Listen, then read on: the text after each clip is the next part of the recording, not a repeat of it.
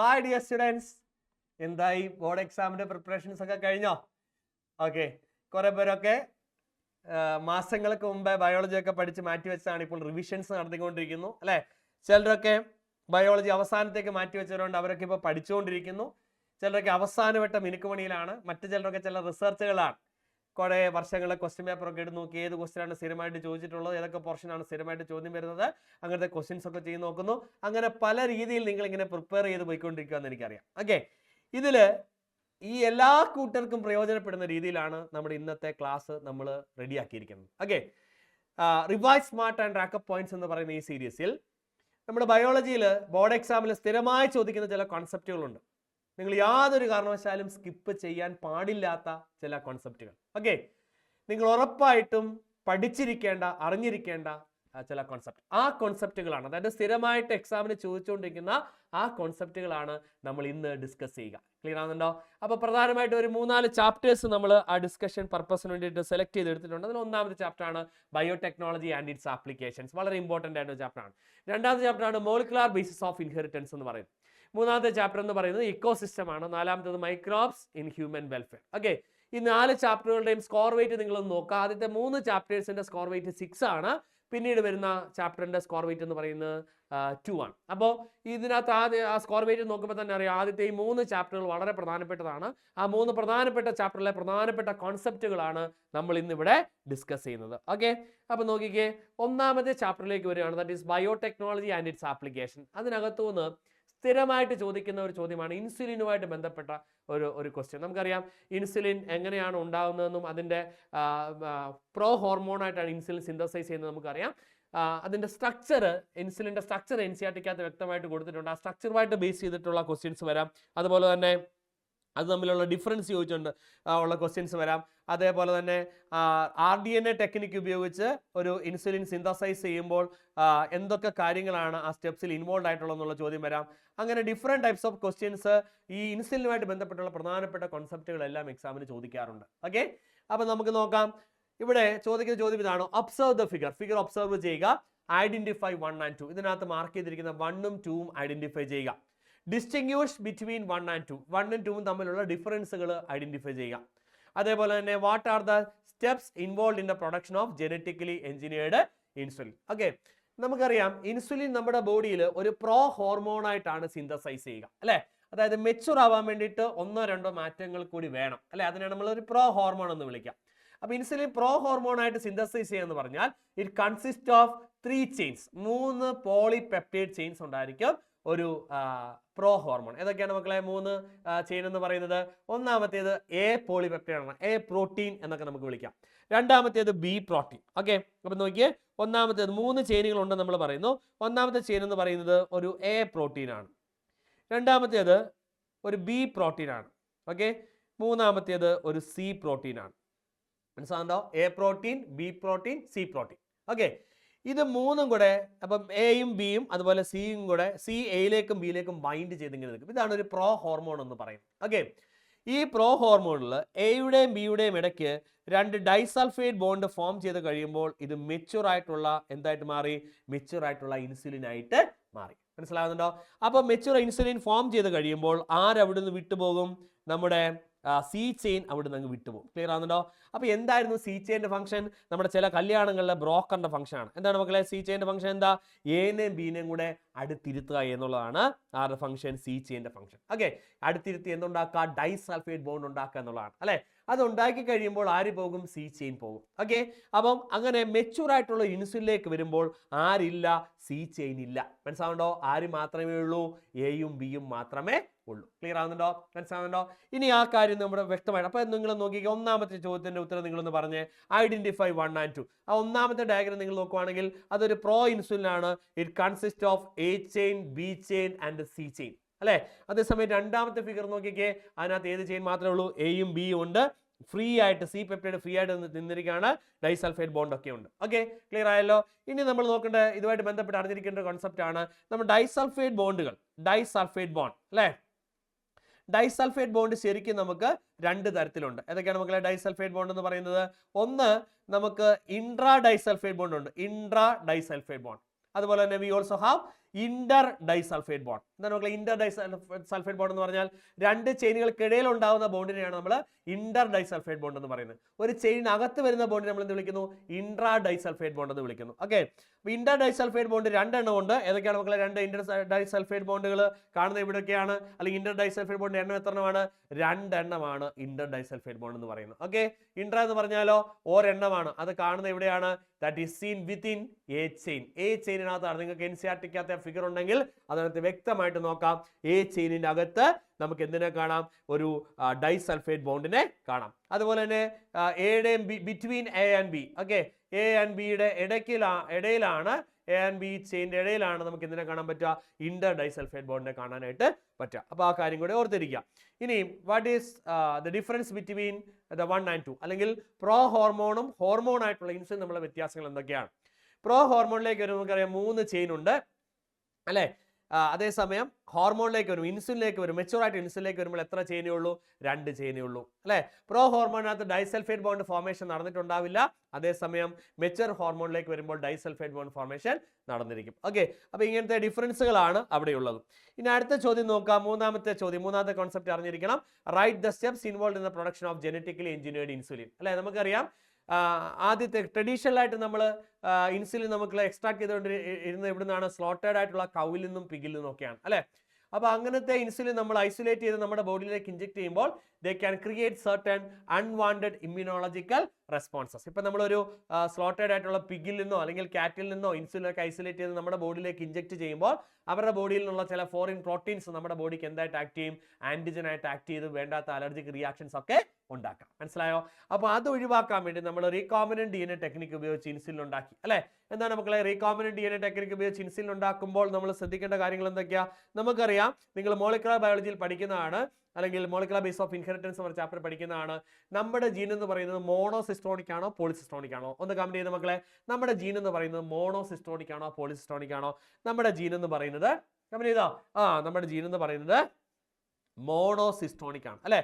മോണോസിസ്റ്റോണിക്. എന്താണ് മക്കളെ മോണോസിസ്റ്റോണിക് എന്ന് പറഞ്ഞാൽ എന്താ? നമ്മുടെ ഒരു ജീനിൽ നിന്നും എന്ത് മാത്രമേ ഉണ്ടാകത്തുള്ളൂ? ഒരൊറ്റ പ്രോട്ടീൻ മാത്രമേ ഉണ്ടാകത്തുള്ളൂ അല്ലെ? മോണോസിസ്റ്റോണിക്. നമ്മുടെ ഒരു സിസ്റ്റോൺ അല്ലെങ്കിൽ ഒരു സിസ്റ്റോൺ മാത്രമേ നമ്മുടെ ഒരു ട്രാൻസ്ക്രിപ്ഷൻ യൂണിറ്റിനകത്ത് ഒരു ജീനകത്ത് ഉണ്ടാകത്തുള്ളൂ. അപ്പോൾ നിങ്ങൾ നോക്കിക്കേ, ഇൻസുലിന് 3 പ്രോട്ടീൻ ഉണ്ടെന്ന് നമ്മൾ പറയാം. ഏതൊക്കെയാണ്? എ പ്രോട്ടീൻ ഉണ്ട്, ബി പ്രോട്ടീൻ ഉണ്ട്, സി പ്രോട്ടീൻ ഉണ്ട് അല്ലേ? അപ്പോൾ ഇത് 3ഉം ഉണ്ടാവുന്നത് ഒരു ജീനിൽ നിന്നായിരിക്കോ 3 ജീനിൽ നിന്നായിരിക്കോ? 3 ജീനിൽ നിന്നായിരിക്കും അല്ലേ? അപ്പം നോക്കിയാൽ മക്കളെ, അപ്പം എ ചെയിനും ഉണ്ടാക്കാൻ ഒരു എ ജീൻ ഉണ്ടാവും അല്ലേ? ബി ചെയിൻ ഉണ്ടാക്കാൻ ഒരു ബി ജീൻ ഉണ്ടായിരിക്കും. അതുപോലെ സി ചെയിൻ ഉണ്ടാക്കാൻ എന്ത് കാണും? ഒരു സി ജീനും ഉണ്ടായിരിക്കും. അപ്പം നമ്മൾ എന്താ ചെയ്യുന്നത്? നമ്മൾ ഈ 3 ജീനിനെയും ഐസൊലേറ്റ് ചെയ്യണം അല്ലേ?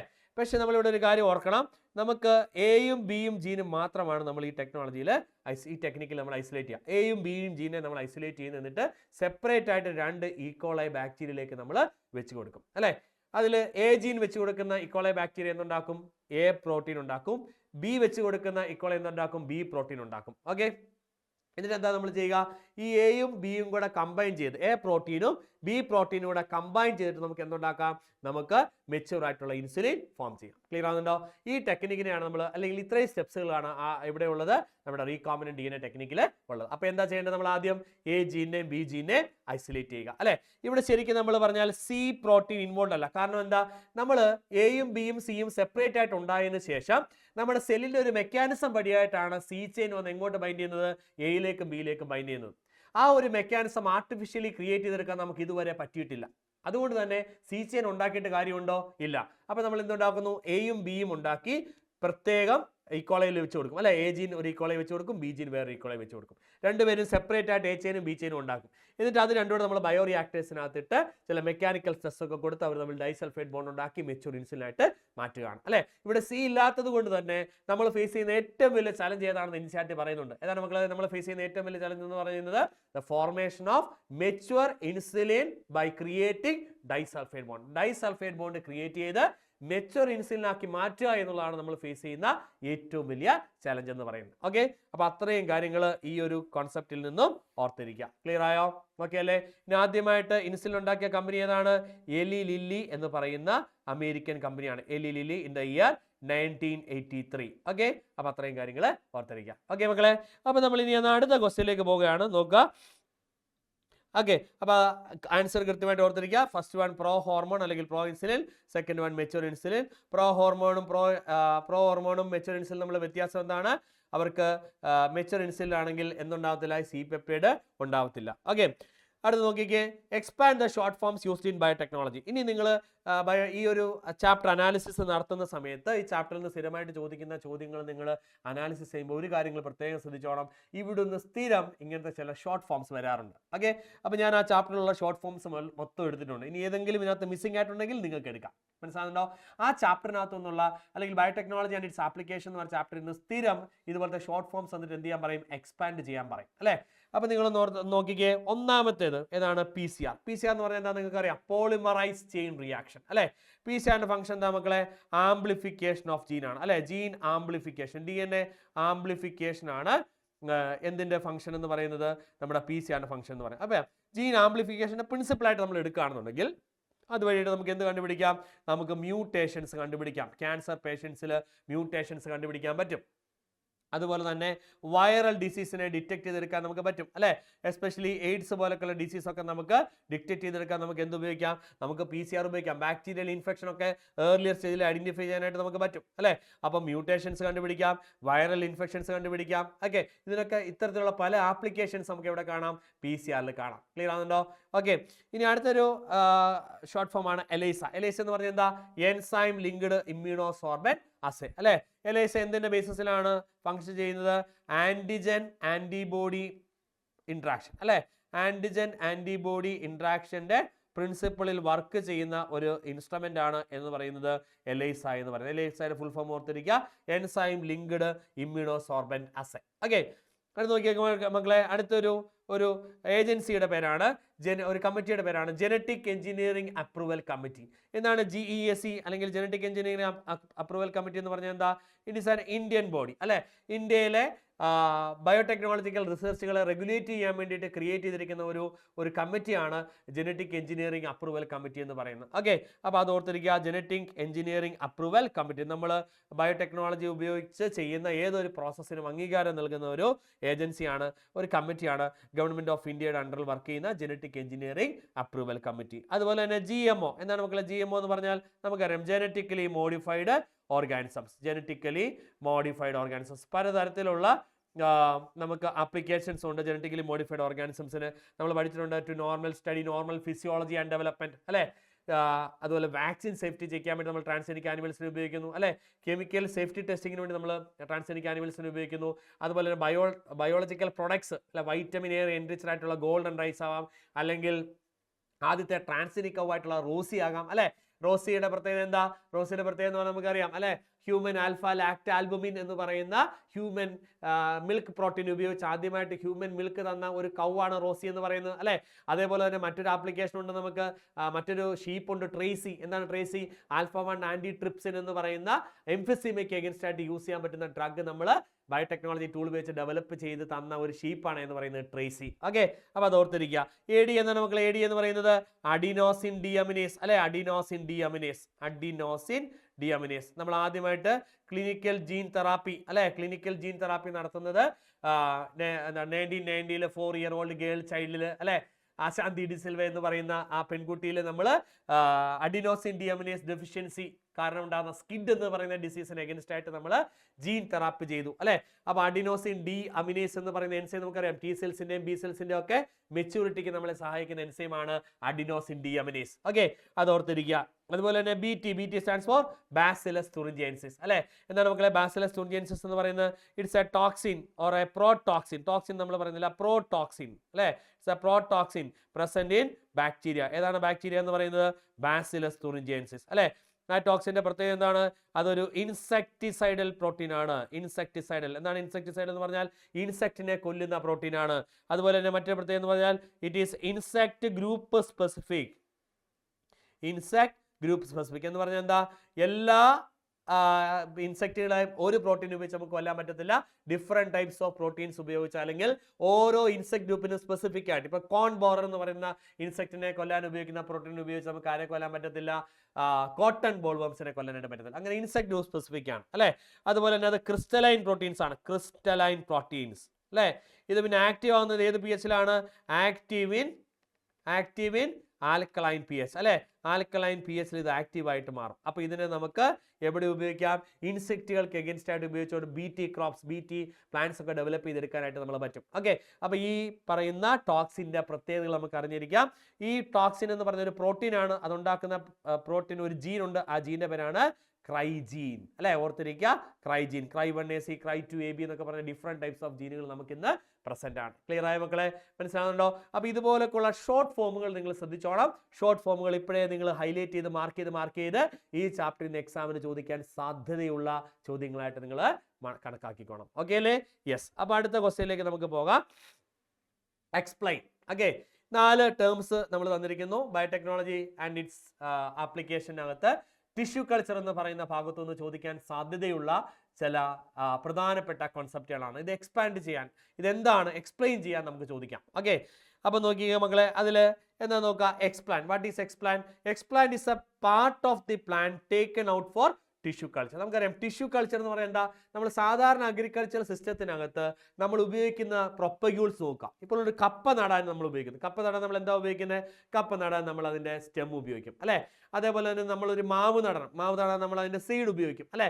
അങ്ങനെ കൺവെൻഷണൽ ആയിട്ടുള്ള, അല്ലെങ്കിൽ നമ്മൾ എന്താണ് നെല്ല് വിതയ്ക്കുന്നു അല്ലെ. നെല്ല് വിതയ്ക്കാൻ നമ്മൾ നെല്ലാണ് എടുക്കുന്നത്, അതിന്റെ സീഡാണ് എടുക്കുന്നത്, ഗോതമ്പ് സീഡാണ് എടുക്കുന്നത്. അപ്പം ഇതെല്ലാം അതിന്റെ പ്രൊപ്പഗ്യൂൾസ് ആണ്. ഇതിനെല്ലാം നമുക്ക് എന്തായിട്ട് കൺസിഡർ ചെയ്യാം? ഇതിനെല്ലാം നമുക്ക് അതിന്റെ ഓർഗൻസ് ആയിട്ട് കൺസിഡർ ചെയ്യാം അല്ലെ. അപ്പൊ ടിഷ്യൂ കൾച്ചർ എന്ന് പറഞ്ഞാൽ എന്തായിരിക്കും? ടിഷ്യൂ മതി, എന്ത് വേണ്ട? ഒരു ഓർഗൻ വേണ്ട. നമ്മൾ അതിന്റെ ആ ഒരു ഓർഗനൈസേഷൻ പഠിക്കുന്ന സമയത്ത് നമുക്കറിയാം, സെല്ലാണ് the basic structural and functional unit of life എന്ന് പറയുന്നത് അല്ലെ. സെൽസ് ചേർന്നാൽ എന്ത് ഫോം ചെയ്യും? ടിഷ്യൂ ഫോം ചെയ്യും. ടിഷ്യൂസ് ഫോം ചെയ്ത് എന്തുണ്ടാകും? നമുക്ക് ഓർഗൻസ് ഉണ്ടാകും അല്ലെ. അപ്പൊ കൺവെൻഷണൽ ആയിട്ടുള്ള അഗ്രികൾച്ചറൽ സിസ്റ്റത്തിൽ നമ്മൾ ഉപയോഗിക്കുന്നത് എന്തിനാണ്? ഓർഗൻസിനെയാണ്. ഇവിടെ ഒരു ഓർഗൻ തികച്ചു വേണോ? വേണ്ട. നമുക്ക് എന്ത് മതി? നമുക്കൊരു ടിഷ്യൂ മതി. മനസ്സിലാവുന്ന മക്കളെ? അപ്പോൾ ആ ടിഷ്യൂ എന്ന് പറയുന്നത് എന്താണ്? ഒരു ഓർഗൻ ആയിട്ടില്ല, ഓർഗൻ ലെവലിലേക്ക് വന്നിട്ടില്ല. കാരണം ഇപ്പം എക്സാമ്പിൾ പറയുന്നത്, നമ്മൾ ലീഫ് എടുക്കുകയാണ്. ആ ലീഫ് ഫുള്ള് നമ്മൾ എടുക്കുകയാണെങ്കിൽ അതൊരു ഓർഗനാണ് നമുക്ക് പറയാം അല്ലേ. പക്ഷെ ആ ലീഫ് ഫുള്ള് എടുക്കുന്നതിന് പകരം അതിൻ്റെ ചെറിയൊരു പാർട്ട് മാത്രം നമ്മൾ എടുക്കുകയാണെങ്കിൽ നമുക്ക് അതിന് എന്ത് പേര് വിളിക്കാം മക്കളെ? അതിന് നമുക്ക് ടിഷ്യൂ എന്ന് വിളിക്കാം. മനസ്സിലാവുന്നുണ്ടോ? അപ്പോൾ ആ ഫുള്ള് ലീഫ് എനിക്ക് വേണ്ട, എനിക്ക് ആ ലീഫിൻ്റെ ചെറിയൊരു പാർട്ട് മതി. ആ ചെറിയൊരു പാർട്ട് ഉപയോഗിച്ച് ഞാനൊരു പുതിയ പ്ലാന്റിനെ ഉണ്ടാക്കിയെടുക്കുന്ന ടെക്നിക്കിനെയാണ് നമ്മൾ എന്ത് വിളിക്കുക? ടിഷ്യൂ കൾച്ചർ എന്ന് വിളിക്കുക അല്ലേ. ആ ടിഷ്യൂ കൾച്ചർ നമ്മൾ ഉപയോഗിക്കുന്ന ആ ലീഫിന്റെ ചെറിയൊരു പാർട്ടുണ്ട്, അല്ലെങ്കിൽ സ്റ്റെമ്മിന്റെ ചെറിയൊരു പാർട്ടുണ്ട്. സ്റ്റെം കംപ്ലീറ്റ് ആയിട്ട് വേണമെന്നില്ല, സ്റ്റെമ്മിന്റെ ചെറിയൊരു കഷ്ണം മതി അല്ലേ. അല്ലെങ്കിൽ ഏതാണോ പ്രൊപ്പികൾ അതിന്റെ ചെറിയൊരു പാർട്ട് മതി. അതിനെയാണ് നമ്മൾ എന്ത് വിളിക്കുക? എക്സ്പ്ലാന്റ് എന്ന് വിളിക്കുക. അപ്പോൾ എന്താണ് മക്കളെ എക്സ്പ്ലാന്റ് എന്ന് പറയുന്നത്? Explant is a part of the plant taken out for tissue culture. Tissue കൾച്ചറിന് വേണ്ടിയിട്ട് ഉപയോഗിക്കുന്ന ആ പ്ലാന്റ് പാർട്ടിനെയാണ് നമ്മൾ എന്ത് വിളിക്കുക?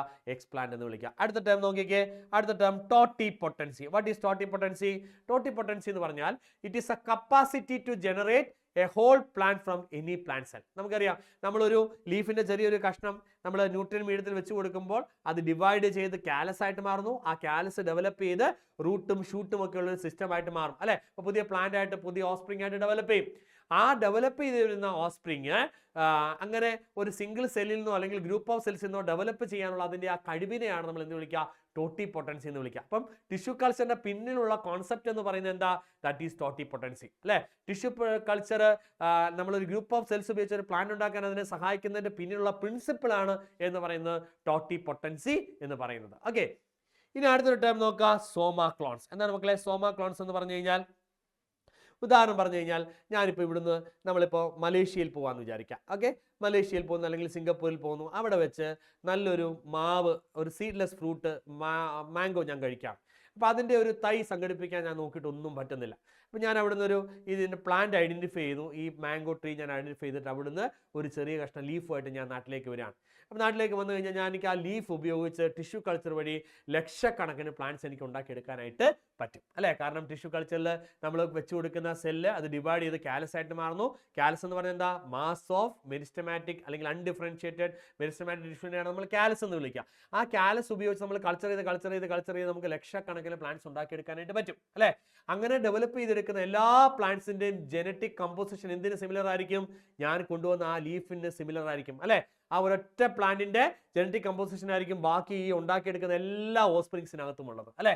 അപ്പം ജനറ്റിക്കലി സിമിലർ ആയിട്ടുള്ള ഓഫ്സ്പ്രിങ്സ് നമുക്ക് ടിഷ്യൂ കൾച്ചർ വഴി ക്രിയേറ്റ് ചെയ്തെടുക്കാനായിട്ട് പറ്റുന്നുണ്ട്. അങ്ങനെ ജനറ്റിക്കലി, കാരണം ഇതിനകത്ത് നടക്കുന്നില്ല, ഇതൊരു പ്യൂർലി വെജിറ്റേറ്റീവ് പ്രൊപ്പഗേഷനാണ്.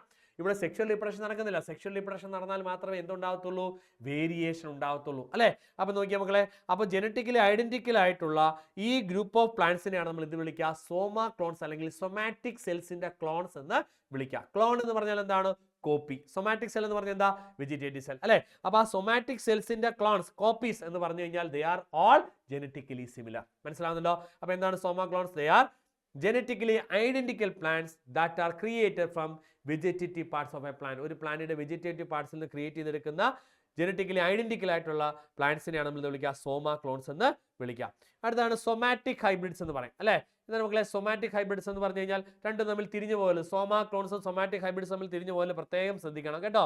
സോമ ക്ലോൺസ് എന്ന് പറഞ്ഞാൽ എന്താ, ടിഷ്യൂ കൾച്ചർ വഴി ജനറ്റിക്കലി സിമിലർ ആയിട്ടുള്ള നമ്മൾ ഡെവലപ്പ് ചെയ്തെടുക്കുന്ന ഗ്രൂപ്പ് ഓഫ് പ്ലാന്റ്സിനെ നമ്മൾ വിളിക്കുന്ന പേരാണ് സോമ ക്ലോൺസ്. എന്താണ് മക്കളെ സൊമാറ്റിക് ഹൈബ്രിഡ്സ് എന്ന് പറഞ്ഞാൽ എന്താ, these are organisms that are created by fusing the somatic cells from different species. പല സ്പീഷീസുകളിൽ നിന്ന് സൊമാറ്റിക് സെല്ലുകൾ എടുത്ത് ഫ്യൂസ് ചെയ്ത് രണ്ട് ഡിഫറെന്റ് സ്പീഷീസിൽ നിന്നും രണ്ട് ഡിഫറെന്റ് സ്പീഷീസിൽ നിന്ന് സൊമാറ്റിക് സെല്ലുകൾ എടുത്ത് ഫ്യൂസ് ചെയ്തുണ്ടാക്കുന്ന ഒരു പ്ലാന്റിനെയാണ് നമ്മൾ എന്ത് വിളിക്കുക, സൊമാറ്റിക് ഹൈബ്രിഡ്സ് എന്ന് വിളിക്കുക. ഉദാഹരണം പറഞ്ഞു കഴിഞ്ഞാൽ നമ്മുടെ പൊമാറ്റോ. എന്താണ് മക്കളെ പൊമാറ്റോ എന്ന് പറഞ്ഞാൽ എന്താ, പൊമാറ്റോ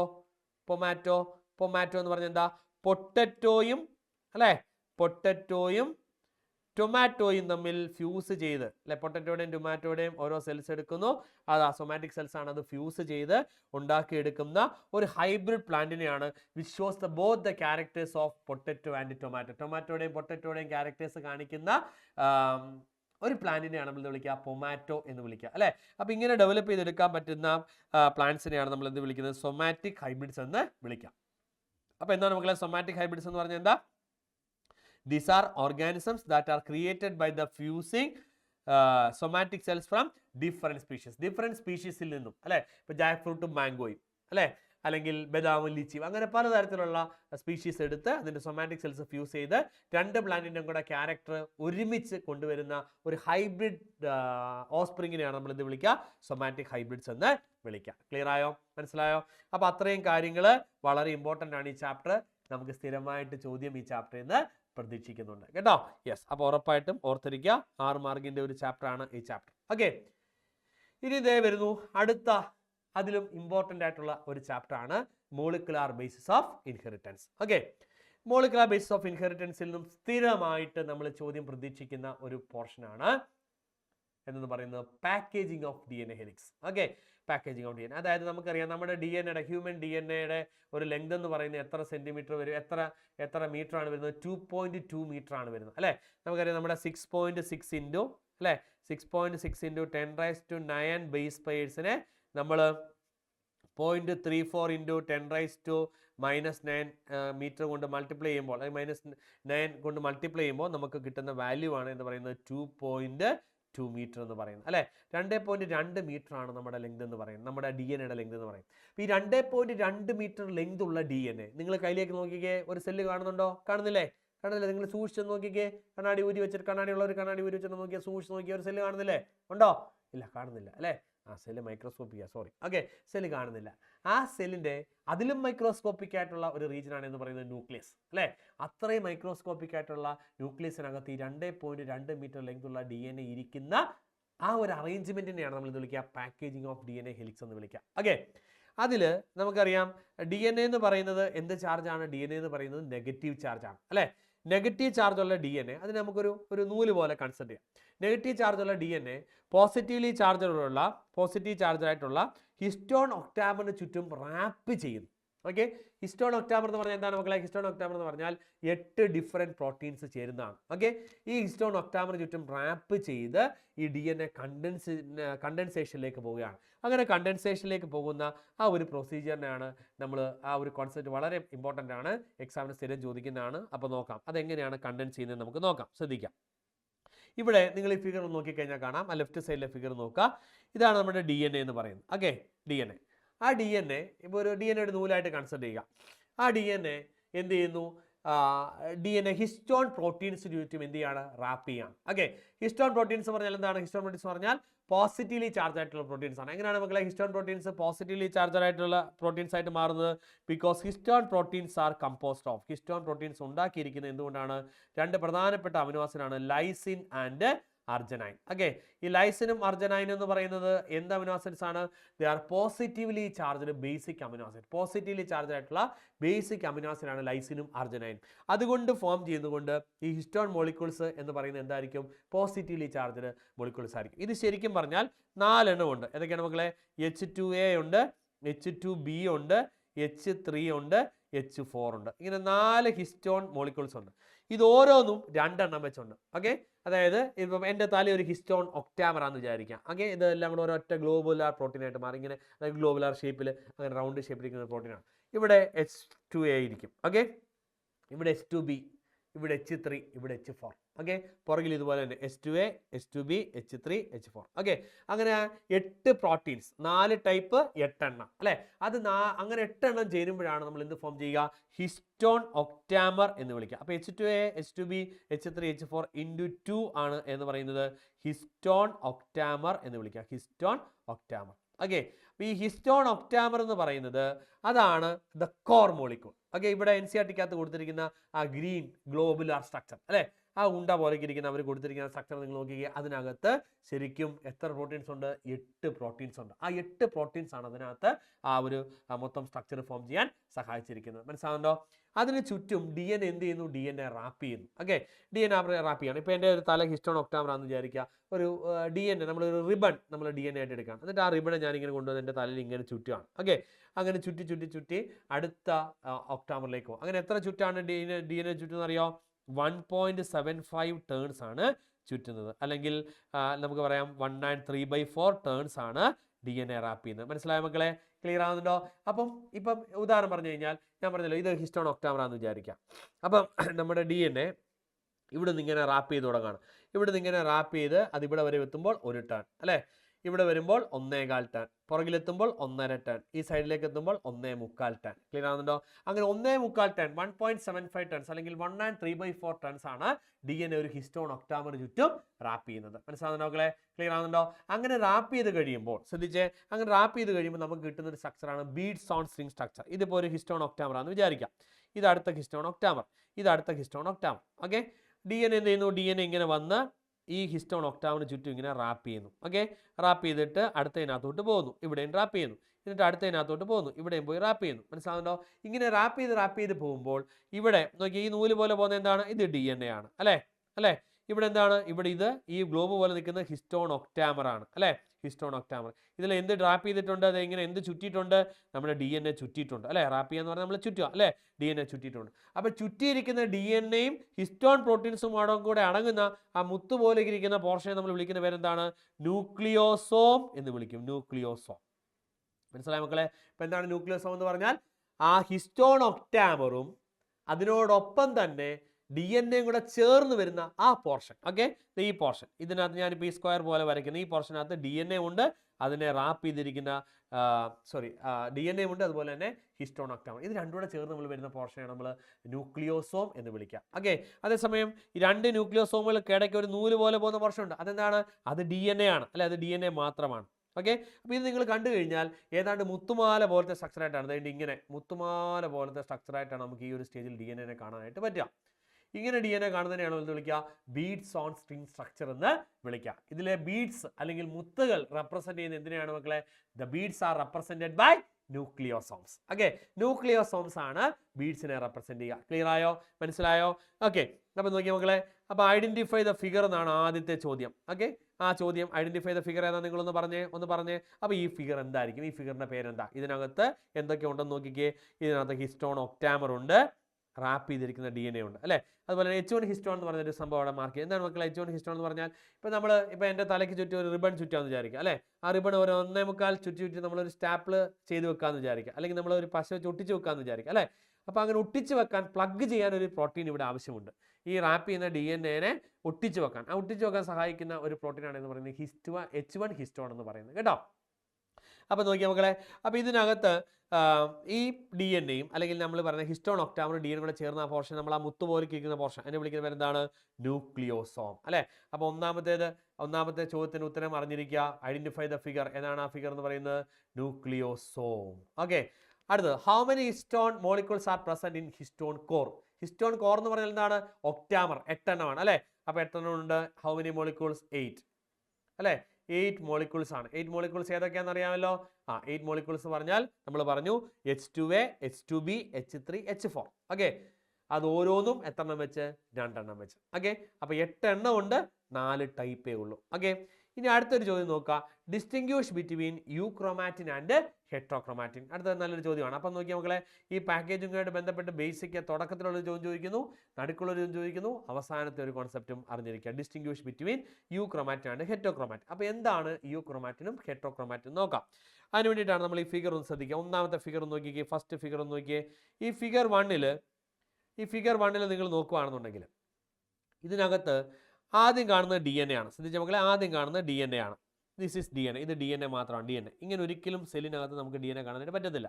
ആ DNA നിങ്ങൾ ഇവിടെ നോക്കിയാൽ ഇവിടെ ഹിസ്റ്റോൺ ഒക്ടാമറുമായിട്ട് എന്ത് ചെയ്യുകയാണ്? റാപ്പ് ചെയ്യുവാണ് അല്ലേ. റാപ്പ് ചെയ്യുമ്പോൾ മുത്തുമാല പോലത്തെ ഒരു സ്ട്രക്ചർ കിട്ടും. അതിൻ്റെ പേരാണ് beads on string structure. Clear ആകുന്നുണ്ടോ? ആ ബീഡ്സ് ഓൺ സ്ട്രിങ് സ്ട്രക്ചർ പിന്നെയും പോയി കണ്ടൻസ് ചെയ്യും. അത് പിന്നെയും കണ്ടൻസ് ചെയ്ത് കഴിയുമ്പോൾ കിട്ടുന്ന സ്ട്രക്ചറിനെയാണ് നമ്മൾ എന്ത് വിളിക്കുക? ക്രോമാറ്റിൻ എന്ന് വിളിക്കുക. ക്രോമാറ്റിൻ. ഓക്കെ, അപ്പം ബേസിക് ആദ്യത്തെ സ്ട്രക്ചർ ഏതാണ് മക്കളെ? ആദ്യത്തെ സ്ട്രക്ചർ എന്ന് പറയുന്നത് നമ്മുടെ DNA ആണ്. ഓക്കെ, ഏറ്റവും ബേസിക് സ്ട്രക്ചർ എന്ന് പറയുന്നത് നമ്മുടെ DNA ആണ്. ഓക്കെ, സ്ട്രക്ചർ ആ ഒരു ഓർഗനൈസേഷൻ പറയുമ്പോൾ ആദ്യം DNA ആണ്. DNA ഹിസ്റ്റോൺ ഒക്ടോമറുമായിട്ട് കണ്ടൻസ് ചെയ്യുമ്പോൾ എന്ത് ഫോം ചെയ്യുന്നു? Beads on string structure form ചെയ്യുന്നു. ബീഡ്സ് ഓൺ സ്ട്രിങ്, അതായത് മുത്തുമാല പോലത്തെ സ്ട്രക്ചർ ഫോം ചെയ്യുന്നു. ഈ ബീഡ്സ് ഓൺ സ്ട്രിങ് സ്ട്രക്ചർ പിന്നെയും കണ്ടൻസ് ചെയ്യുമ്പോൾ കിട്ടുന്നതാണ് ആരെന്ന് പറയുന്നത്? ക്രൊമാറ്റിൻ എന്ന് പറയുന്നത്. ഓക്കെ, ക്രൊമാറ്റിൻസ് 2 തരത്തിലുണ്ട്. ഒന്ന് യു ക്രൊമാറ്റിനും ഉണ്ട്, മറ്റൊന്ന് ഹെറ്ററോ ക്രൊമാറ്റിനും ഉണ്ട്. Heterochromatin and euchromatin. നോക്കിക്കാം മക്കളെ, അതെന്താണെന്നാണ് ആ ഈ ഹെറ്ററോ ക്രൊമാറ്റിനും യു ക്രൊമാറ്റിനും തമ്മിലുള്ള ഡിഫറൻസ് എന്താണെന്നാണ് നമ്മളോട് ക്വസ്റ്റ്യനിൽ ചോദിച്ചിരിക്കുന്നത്. വളരെ ഇമ്പോർട്ടൻ്റ് ആണ്. ഇൻസ്റ്റാറ്റിക് അത് കൃത്യം അത് എടുത്ത് പറഞ്ഞിട്ടുമുണ്ട്. അപ്പം നോക്കിയാൽ മക്കളെ, അതായത് നമ്മൾ പറഞ്ഞു ബീഡ്സ് ഓൺ സ്ട്രിങ് സ്ട്രക്ചർ ഇങ്ങനെ റാപ്പ് ചെയ്യാന്ന് വിചാരിക്കുക. അത് ഇവിടെ ഒരു ബീഡ് ഇരിക്കുന്നു, ഇവിടെ ഒരു ബീഡ് ഇരിക്കുന്നു, ഇവിടെ ഒരു ബീഡ്, ഇങ്ങനെ ബീഡുകൾ ഇങ്ങനെ അടുപ്പിച്ച് വെച്ച് അതിനെ പിന്നെയും കണ്ടൻസ് ചെയ്യുകയാണ്. ഓക്കെ, ഇങ്ങനെ കണ്ടൻസ് ചെയ്യുന്ന സമയത്ത് ചില ഭാഗങ്ങൾ ടൈറ്റായിട്ട് വെക്കും. ഇതിനെ ചുറ്റി DNA ഉണ്ട്. ചില ഭാഗങ്ങൾ ടൈറ്റായിട്ട് വെക്കും, ചില ഭാഗങ്ങൾ ഇങ്ങനെ ലൂസായിട്ട് വെക്കും. ഓക്കെ, മനസ്സിലാകുന്നുണ്ടോ? ഇത് ഇങ്ങനെ ടൈറ്റായിട്ട് വെക്കുന്ന ഭാഗങ്ങളുണ്ട്, ലൂസായിട്ട് വെക്കുന്ന ഭാഗങ്ങളുണ്ട്.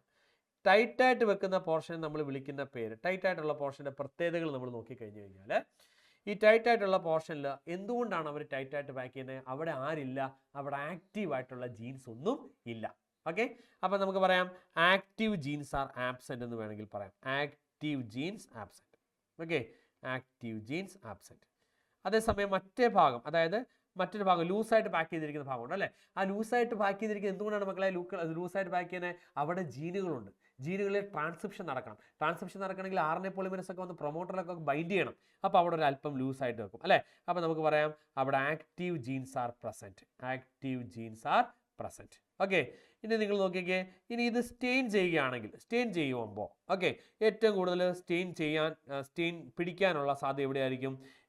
ഈ എന്താണ് ടൈറ്റ്ലി പാക്ഡ് ആയിട്ട് നിൽക്കുന്ന ഈ പോർഷനിലായിരിക്കും. കാരണം ഇതിനിടയ്ക്കൊക്കെ സ്പേസ് ഉള്ളതുകൊണ്ട് ഈ ഗ്യാപ്പിലൊക്കെ സ്റ്റെയിൻ കയറിയിരിക്കും. അപ്പോൾ ഈ ടൈറ്റ്ലി പാക്ഡ് ആയിട്ടുള്ള പോർഷൻ നന്നായിട്ട് സ്റ്റെയിൻ ചെയ്തതായിട്ട് നമുക്ക് കാണാനായിട്ട് പറ്റും. ഓക്കെ, അതേസമയം മറ്റേ ഭാഗത്തോ ലൂസ്ലി പാക്ഡ് ആയിട്ട് ഭാഗത്ത് എന്ത് പിടിക്കത്തില്ല? സ്റ്റെയിൻ കാര്യമായിട്ട് പിടിക്കത്തില്ല അല്ലേ. സ്റ്റെയിൻ കാര്യമായിട്ട് പിടിക്കാത്തത് കൊണ്ട് തന്നെ നമുക്ക് പറയുമ്പോൾ അവിടെ ലൈറ്റ്ലി സ്റ്റെയിൻഡ് എന്ന് പറയേണ്ടി വരും. അടുത്തൊരു കാര്യം എന്ന് പറഞ്ഞാൽ ജീൻ ഉള്ളത് കൊണ്ട് തന്നെ ഹെട്രോക്രോമാറ്റിൻ എന്ന് പറയുന്നത് ജീൻ ഇല്ലാത്തതുകൊണ്ട് ട്രാൻസ്ക്രിപ്ഷൻ എന്തായിരിക്കും? ട്രാൻസ്ക്രിപ്ഷനിൽ ഇനാക്റ്റീവ് ആയിരിക്കും. അതേസമയം യു ക്രോമാറ്റിൻ എന്ന് പറയുന്നത് ട്രാൻസ്ക്രിപ്ഷനിൽ ആക്റ്റീവ് ആയിരിക്കും. ഓക്കെ, അപ്പോൾ അത്രയും ഡിഫറൻസ് അറിഞ്ഞിരിക്കുക. നോക്കിക്കേ, അത് വ്യക്തമായിട്ട് കൊടുത്തിരിക്കുന്നു. ഹെട്രോക്രോമാറ്റിൻ എന്തൊക്കെയാണ്? ആക്റ്റീവ് ജീൻസ് ആബ്സെന്റ് ആണ്, ടൈറ്റ്ലി പാക്ഡ് ആണ്, ഡാർക്ക്ലി സ്റ്റെയിൻഡ് ആണ്, ട്രാൻസ്ക്രിപ്ഷനിൽ ഇനാക്റ്റീവ് ആണ്. അതേസമയം യു ക്രോമാറ്റിൻ എന്ന് പറഞ്ഞാൽ യു എന്നുള്ള വാക്കിൻ്റെ അർത്ഥം എന്താണ്? ട്രൂ ക്രോമാറ്റിൻ എന്ന് പറഞ്ഞാൽ എന്താ? ജീനൊക്കെ കാണാൻ പറ്റുന്ന ക്രോമാറ്റിൻ. അതിൻ്റെ പ്രത്യേകത എന്താണ് മക്കളെ? അത് ലൂസ്ലി പാക്ഡ് ആണ്, ലൈറ്റ്ലി സ്റ്റെയിൻഡ് ആണ്, അതുപോലെ ട്രാൻസ്ക്രിപ്ഷനിലി ആക്റ്റീവ് ആണ്. ക്ലിയർ ആയോ? മനസ്സിലായോ? അപ്പോൾ അത് തമ്മിലുള്ള ഡിഫറൻസും കൃത്യമായിട്ട് അറിഞ്ഞിരിക്കുക. ഇനി ഈ ക്രോമാറ്റിൻ പിന്നെ കണ്ടൻസ് ചെയ്ത് പല ലെവലുകൾ കണ്ടൻസ് ചെയ്ത് കഴിഞ്ഞാൽ അവസാനമാണ് എന്ത് കിട്ടുക മക്കളെ? ക്രോമാറ്റിഡ്സ് കിട്ടുക. ക്രോമാറ്റിഡ് എന്ന് പറഞ്ഞാൽ അറിയാലോ, നമ്മളിത് ഇങ്ങനെ അമ്മിക്കല്ല് പോലെ ഇരിക്കുന്ന നമ്മുടെ ക്രോമസോമിൻ്റെ കാലുകളെ നമ്മൾ വിളിക്കുന്ന പേരാണ് ക്രോമാറ്റിഡ് എന്ന് പറയുന്നത് അല്ലേ. അപ്പോൾ നമ്മുടെ DNA കണ്ടൻസ് ചെയ്ത് പോകുമ്പോൾ ഏറ്റവും അവസാനം കിട്ടുന്ന സ്ട്രക്ചറാണ് എന്ന് പറയുന്നത് ക്രോമാറ്റിഡ് എന്ന് പറയുന്നത് അല്ലേ. മനസ്സിലാകുന്നുണ്ടോ? ക്രോമാറ്റിഡുകളെ കുറിച്ചൊക്കെ വളരെ ഡീറ്റെയിൽ ആയിട്ട് നിങ്ങൾ +1 പഠിച്ചിട്ടുണ്ട്. ഓക്കെ, അപ്പം നോക്കിയാൽ മക്കളെ, ഇനി അടുത്ത ഒരു ചോദ്യത്തിലേക്ക് നമുക്ക് പോകാം. What is the difference in the replication process in the strand A and strand B? What is the role of DNA ligase in the replication process in B strand?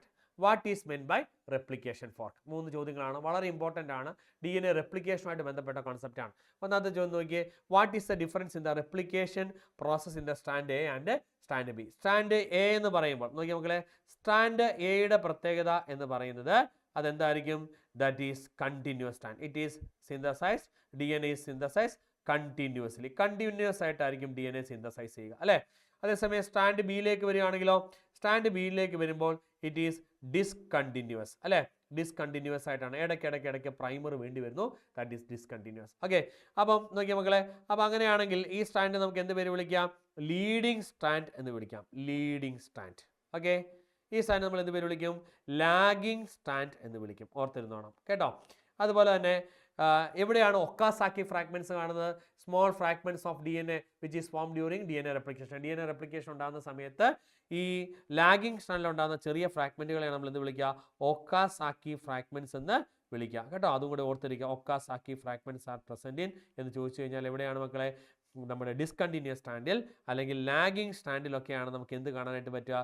നമുക്ക് നമ്മുടെ ഒക്കാസാക്കി ഫ്രാഗ്മെന്റ്സിനെ കാണാനായിട്ട് പറ്റുക. ഓക്കെ, അപ്പം അതാണ് രണ്ട് സ്റ്റാൻഡുകൾ തമ്മിലുള്ള ഡിഫറൻസ് എന്ന് പറയുന്നത്. ശ്രദ്ധിച്ചേ, എ സ്റ്റാൻഡ് എന്ന് പറയുന്നത് കണ്ടിന്യൂസ്ലി സിന്തസൈസ് ചെയ്യുന്നു, ബി എന്ന് പറയുന്നത് ഡിസ്കണ്ടിന്യൂസ് ആണ്. എ എന്ന് പറയുന്നത് ലീഡിങ് സ്റ്റാൻഡ് ആണ്, ബി എന്ന് പറയുന്നതിനെ നമ്മൾ ലാഗിങ് സ്റ്റാൻഡ് എന്ന് വിളിക്കും. കാരണം ഇടയ്ക്കിടയ്ക്ക് പ്രൈമർ വേണ്ടി വരുന്നതുകൊണ്ട് അതിൻ്റെ സിന്തസൈസ് ഒരു അല്പം ഡിലേ വരും. ഓക്കെ, അതുപോലെ തന്നെ Okazaki fragments are present in എവിടെയാണ്? Lagging stand. ലാഗിങ് സ്റ്റാൻഡിലാണ് ഒക്കാസാക്കി ഫ്രാഗ്മെന്റ്സ് കാണുക. ലീഡിങ് സ്റ്റാൻഡിൽ ഒക്കാസാക്കി ഫ്രാഗ്മെന്റ്സ് ഇല്ല. Okay, what is the role of DNA ligase in the replication process in B stand? നമുക്കറിയാം ബി സ്റ്റാൻഡിൽ ധാരാളം എന്തുണ്ടായിരിക്കും? പ്രൈമറുകൾ ഉണ്ടായിരിക്കും, അല്ലെ? RNA പ്രൈമറുകൾ ബി സ്റ്റാൻഡിൽ ഫോം ചെയ്യും. ഓക്കെ, ബിക്കോസ് അവിടെ ഡിസ്കണ്ടിന്യൂസ് ആണ്. അപ്പോൾ RNA പ്രൈമർ ഉണ്ടാവും. ആ പ്രൈമറിനെ റിമൂവ് ചെയ്യുന്ന ആരാണ്? DNA പോളിമറേസ് 3 ആണ് പ്രൈമറിനെ റിമൂവ് ചെയ്യുക. DNA പോളിമറേസ് 1 ആണ്. അപ്പോൾ പ്രൈമറിനെ റിമൂവ് ചെയ്ത് കഴിയുമ്പോൾ അവിടെ എന്ത് ഫോം ചെയ്യും? അവിടെ ഗ്യാപ്പ് വരും, അല്ലേ? ആ ഗ്യാപ്പുകൾ ഫില്ല് ചെയ്യുക എന്നുള്ളതാണ് ആരുടെ ഫംഗ്ഷൻ എന്ന് പറയുന്നത്? DNA ലിഗേസിന്റെ ഫംഗ്ഷൻ. അപ്പോൾ എന്താണ് മക്കളെ DNA ലിഗേസിന്റെ ഫംഗ്ഷൻ? എന്താ? They fill the gaps which is created due to the removal of RNA primer. RNA primer remove ചെയ്യുമ്പോൾ ഉണ്ടാവുന്ന ഗ്യാപ്പുകൾ, അല്ലേ? Remove gaps. ഓക്കെ, സോ എന്താണ് DNA ലിഗേസിന്റെ function? They joins the gap which is created due to the removal of RNA primer. RNA primer remove ചെയ്തത് കാരണം ഉണ്ടായ ചില ഗ്യാപ്പുകൾ ഫില്ല് ചെയ്യുന്ന എൻസൈമാണ് എന്ന് പറയുന്നത് DNA ligase. Okay, now what is replication fork? എന്താണ് മക്കളെ റെപ്ലിക്കേഷൻ ഫോർക്ക് എന്ന് പറഞ്ഞാൽ? During the initiation of DNA replication. നമുക്കറിയാം DNA റെപ്ലിക്കേഷൻ എവിടെ നിന്നാണ് ഇനിഷ്യേറ്റ് ചെയ്യുന്നത്? DNA replication initiate from the ori site, അല്ലെ? ഓറൈസൈറ്റിൽ DNA ഹെലിക്കേസ് വന്ന് എന്ത് ചെയ്യുന്നു? അൺവൈൻഡ് ചെയ്ത് മുന്നോട്ട് നീങ്ങുമ്പോഴാണ് നമുക്ക് എന്ത് ഫോം ചെയ്യുക? നമ്മുടെ ഒരു ഓപ്പണിംഗ് ക്രിയേറ്റ് ചെയ്യുക, അല്ലേ? ആ ഓപ്പണിംഗ് എന്ന് പറഞ്ഞാൽ എന്ത് ഷേപ്പ് ആയിരിക്കും? ഇങ്ങനെ വൈ ഷേപ്പ് ആയിരിക്കും, അല്ലേ? നമ്മുടെ ട്യൂണിംഗ് ഫോർക്കിൻ്റെ ഒക്കെ ഷേപ്പാണ്. നമ്മൾ റെസൊണൻസ് കാണാൻ ഉപയോഗിക്കുന്ന ഒരു ഇൻസ്ട്രുമെൻ്റ് ഉണ്ട് ഫിസിക്സിൽ. ടിങ് എന്ന് അടിച്ച് നമ്മൾ ചെവി വെച്ച് നോക്കുന്ന, അല്ലേ? റെസൊണൻസ് കാണാൻ ഉപയോഗിക്കുന്ന ഇൻസ്ട്രുമെൻ്റ് ഉണ്ട്. അതിൻ്റെ ഷേപ്പ് എങ്ങനെ? ട്യൂണിംഗ് ഫോർക്ക് ഷേപ്പ് ഇങ്ങനെ ഒരു വൈ ഷേപ്പാണ്. അതുപോലത്തെ ഒരു വൈ ഷേപ്പ്ഡ് ഓപ്പണിംഗ് എവിടെ ക്രിയേറ്റ് ചെയ്യും? നമുക്ക് നമ്മുടെ DNA റെപ്ലിക്കേഷനിൽ ക്രിയേറ്റ് ചെയ്യും, അല്ലേ? ആ വൈ ഷേപ്പ്ഡ് ഓപ്പണിങ്ങിനെയാണ് നമ്മൾ എന്ത് പേര് വിളിക്കുക? റെപ്ലിക്കേഷൻ ഫോർക്ക് എന്ന് വിളിക്കുക. ഓക്കെ, ഒരു കാര്യം കൂടെ അവിടെ ഓർത്തിരിക്കുക. എന്തുകൊണ്ടാണ് DNAയുടെ ഒരു സ്റ്റാൻഡ് കണ്ടിന്യൂസ് ഒരു സ്റ്റാൻഡ് ഡിസ്കണ്ടിന്യൂസ് ആകാൻ കാരണം എന്താ? Because DNA polymerase can synthesize DNA only in one direction, that is 5' to 3'. DNA polymerase ഒറ്റ ഡയറക്ഷനിലേ ചെയ്യാൻ പറ്റത്തുള്ളൂ. അത് ഏത് ഡയറക്ഷനാണ് മക്കളെ? 5' to 3' ആണ്. അതുകൊണ്ടാണ് ഒരു സ്റ്റാൻഡ് കണ്ടിന്യൂസും ഒരു സ്റ്റാൻഡ് ഡിസ്കണ്ടിന്യൂസും ആയിട്ട് മാറുന്നത്. ക്ലിയർ ആയോ? മനസ്സിലായോ? അപ്പോൾ ആ ഒരു കോൺസെപ്റ്റ് നന്നായിട്ട് ഓർത്തിരിക്കുക, പഠിച്ചിരിക്കുക. വളരെ ഇമ്പോർട്ടൻ്റ് ആണ്. സ്ഥിരമായിട്ട് നമ്മൾ DNA റെപ്ലിക്കേഷൻ എന്ന് പറയുന്ന ഒരു കോൺസെപ്റ്റിൽ നിന്നും ചോദ്യം ചോദിക്കുന്നു. That is A hot topic. Okay, നമ്മൾ ഈ മഴ മുന്നറിയിപ്പുകൾ വരാറുണ്ട്, അല്ലേ? മഴ മുന്നറിയിപ്പുകൾ എങ്ങനെയാണ് വരുന്നത്? റെഡ് സോൺ, ഓറഞ്ച് സോൺ, അല്ലേ? അതുപോലെ തന്നെ എന്താണ് green, yellow alert, orange alert, red alert എന്നൊക്കെ പറഞ്ഞ് നമ്മൾ വരും. എന്ന് പറഞ്ഞ പോലെ റെഡ് അലേർട്ടിലുള്ള ഒരു കോൺസെപ്റ്റ് തന്നെയാണ് DNA റെപ്ലിക്കേഷൻ. നമ്മൾ ഈ ഒരു വീഡിയോയിൽ എല്ലാം ഡിസ്കസ് ചെയ്യുന്ന കോൺസെപ്റ്റുകൾ എന്ന് പറയുന്നത് റെഡ് അലേർട്ടുള്ള ക്വസ്റ്റ്യൻസ് ആണ്. അതായത് സ്ഥിരമായിട്ട് കോൺസെപ്റ്റുകൾ ചോദിച്ചുകൊണ്ടിരിക്കുന്ന പോർഷൻസ്. ഓക്കെ, അടുത്തൊരു പ്രധാനപ്പെട്ട കോൺസെപ്റ്റ് ആണ് മക്കളെ. എന്നാൽ വളരെ സിമ്പിൾ ആയിട്ടൊരു കോൺസെപ്റ്റ് ആണ് സെൻട്രൽ ഡോഗ്മ. ഓക്കെ, എന്താണ് സെൻട്രൽ ഡോഗ്മ എന്ന് പറഞ്ഞാൽ? ആരാണ് സെൻട്രൽ ഡോഗ്മ എന്ന് പറയുന്ന ഒരു കോൺസെപ്റ്റ് പ്രപ്പോസ് ചെയ്ത്? ഫ്രാൻസിസ് ക്രിക്ക് ആണ് സെൻട്രൽ ഡോഗ്മ പ്രപ്പോസ് ചെയ്തത്. Central dogma was proposed by Francis Crick. Okay, എന്താണ് സെൻട്രൽ ഡോഗ്മ എന്ന് പറഞ്ഞാൽ? നമുക്കറിയാം നമ്മുടെ DNA-ക്കകത്ത് അല്ലേ, നമ്മുടെ ജീനിനകത്ത് ഇൻഫർമേഷൻ ഇരിക്കുന്ന എവിടെയാണ്? Information is stored within the DNA അല്ലേ. DNA-യിൽ ഇരിക്കുന്ന ഇൻഫർമേഷൻ പ്രോട്ടീൻ സിന്തസിസിന്റെ ഭാഗമായിട്ട് ആദ്യം എന്തായിട്ട് മാറും? mRNA ആയിട്ട് മാറും, അല്ലെങ്കിൽ RNA ആയിട്ട് മാറും അല്ലേ. അപ്പോൾ DNA RNA ആയിട്ട് മാറുന്ന പ്രോസസ്സിനെ നമ്മൾ എന്ത് പേര് വിളിക്കുന്നു? ട്രാൻസ്ക്രിപ്ഷൻ എന്ന് വിളിക്കും അല്ലേ. അപ്പോൾ DNA-യിൽ നിന്ന് ഇൻഫർമേഷൻ എന്തായിട്ട് മാറുന്നു? RNA ആയിട്ട് മാറും. എന്നിട്ട് RNA എന്തായിട്ട് മാറും? പ്രോട്ടീൻസ് ആയിട്ട് മാറും. RNA പ്രോട്ടീൻ ആയിട്ട് മാറുന്ന പ്രോസസ് നമ്മൾ എന്ത് വിളിക്കുന്നു? ട്രാൻസ്ലേഷൻ എന്ന് വിളിക്കുന്നു അല്ലേ. അപ്പോൾ ട്രാൻസ്ക്രിപ്ഷനും ട്രാൻസ്ലേഷൻ. അപ്പോൾ അവിടെ direction of flow of information നിങ്ങളൊന്ന് നോക്കിക്കേ. DNA-യിൽ ഇരിക്കുന്ന ഇൻഫർമേഷൻ എങ്ങോട്ട് പോകുന്നു മക്കളെ? RNA-യിലോട്ട് പോകുന്നു.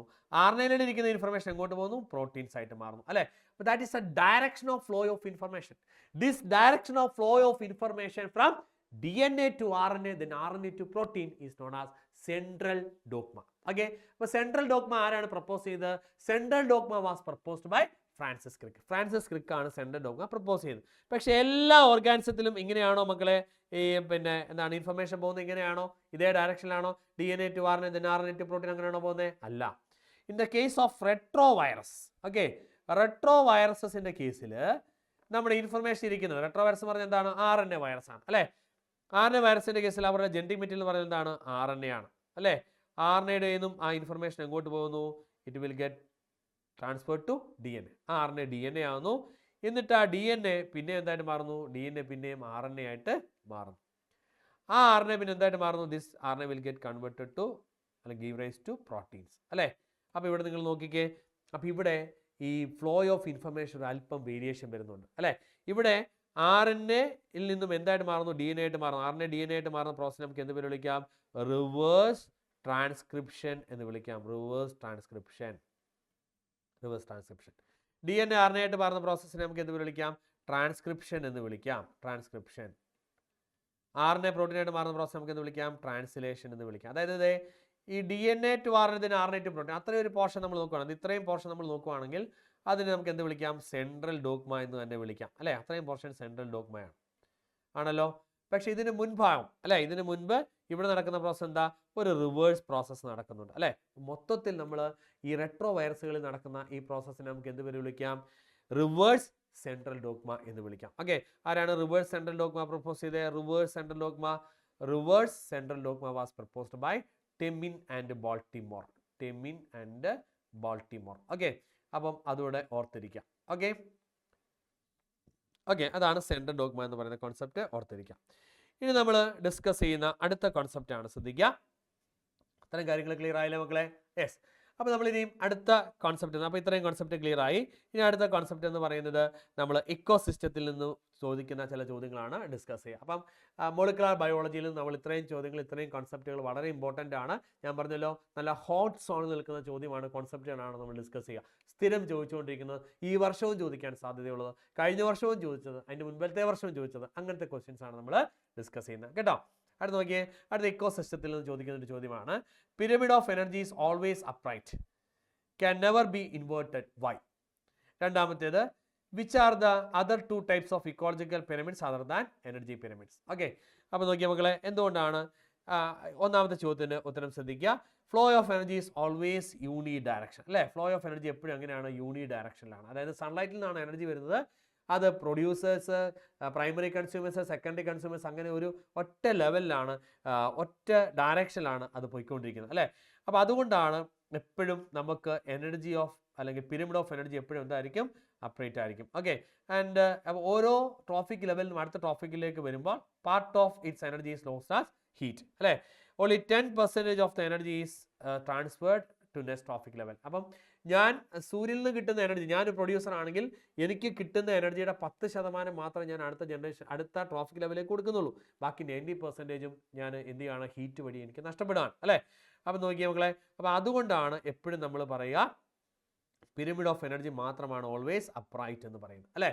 ഇനി അടുത്ത് നിങ്ങൾ നോക്കിക്കേ, പിരമിഡ് ഓഫ് ഏതൊക്കെയാണ് other pyramids, other two ecological pyramids ഏതൊക്കെയാണെന്നാണ് ചോദിച്ചിരിക്കുന്നത്. Other two ecological pyramids are pyramid of number and pyramid of biomass. Pyramid of numberും pyramid of biomassുമാണ് മറ്റ് രണ്ട് ഇക്കോളജിക്കൽ പിരമിഡ്സ് എന്ന് പറയുന്നത്. ഓക്കെ, ഓർത്തിരിക്കുക.